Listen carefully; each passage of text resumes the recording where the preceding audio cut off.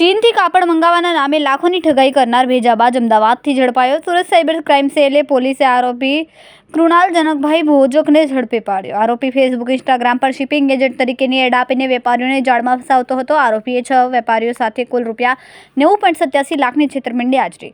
સુરતના ફરિયાદી પાસેથી ચીનથી કાપડ મંગાવવા માટે કસ્ટમ ડ્યુટીના નામે ₹29.43 લાખ પડાવ્યા હતા. સોશિયલ મીડિયા ઉપર પોતાની ઓળખ શિપિંગ એજન્ટ તરીકે આપીને અને રાધા ઇમ્પેક્સ અને SKF એન્ટરપ્રાઇઝીસ નામની એક જાહેરાત ઇન્સ્ટાગ્રામ અથવા ફેસબુક ઉપર આપીને છેતરપિંડી કરનાર જે ભોજક છે, કૃણાલ ભોજક, એમની ધરપકડ સુરત સાયબર સેલ દ્વારા કરવામાં આવ્યું છે.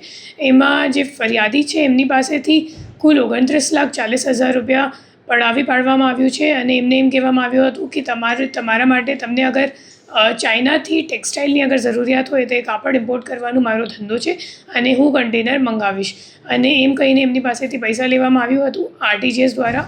અને પછી 45 દિવસ પૂરું થઈ ગયું અને જ્યારે ફરિયાદીએ પાછળથી એમને પૂછપરછ શરૂ કર્યું કે ક્યાં માલ આવી ગયો કે કેમ, મારું પૈસા તો રિફંડ કરી નાખ, તો પછી એક બે મહિના સુધી તો એને ફોન ઉપાડ્યો, પછી ફોન ઉપાડવા પણ બંધ કરી નાખ્યું. અને આ મામલામાં પછી પાછળથી સામે આવ્યું કે આ ફરિયાદી સિવાય કુલ ગુજરાતમાં 5 અન્ય અને તેલંગાણામાં 1 એમ કરીને 6 હજી બીજા વિક્ટિમ્સ છે અને ટોટલ જે ફ્રોડનો આંકડો છે એ કુલ 90 લાખ જેટલું થાય છે હાલ સુધીમાં. અને હું લોકોને અપીલ કરું છું, અગર તમારી સાથે બી અગર આ માણસે અગર ફ્રોડ કર્યું હોય તો તમે સાયબર ક્રાઇમ સેલનો સંપર્ક કરો. અને એવી અગર તમે લોકો અગર સોશિયલ મીડિયા ઉપર જાહેરાત જોઈને અગર કોઈને અગર ઓર્ડર આપો છો તો ખરેખર વેરીફાઈ કરવું જોઈએ કે જે માણસ છે એ સાચું બિઝનેસ કરે છે કે ફક્ત છેતરપિંડી કરવા માટે આવી જાહેરાત આપે છે.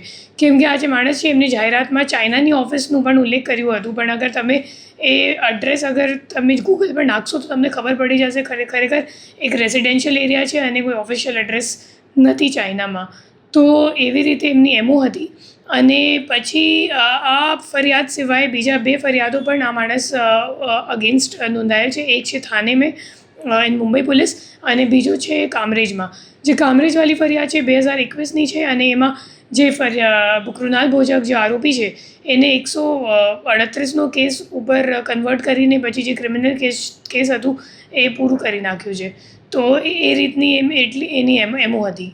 કેમેરામેન સેનિલ વિરાણી સાથે વિશાલ છેટા, માનવપ્રભા ન્યૂઝ, સુરત. અમારા વિડીયોની નવી અપડેટ મેળવવા માટે સબસ્ક્રાઇબ કરો માનવપ્રભા ન્યૂઝ ચેનલને. બેલ આઇકન ક્લિક કરો લેટેસ્ટ વિડીયો સૌથી પહેલા મેળવવા માટે.